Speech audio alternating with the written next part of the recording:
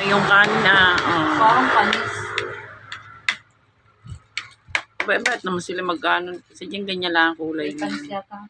Wow, pinagmalaki yung peanut daw yung sasawa. Napakaunti.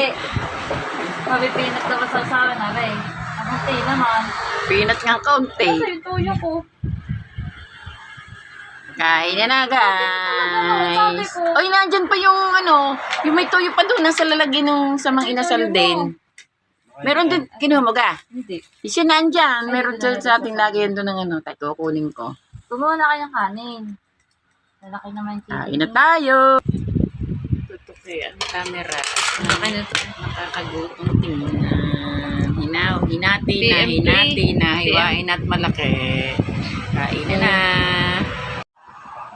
Pag sa laki ng manok na yan, aba, ayan, maganda hindi ang i-barbecue. Yung kanin Parang panis.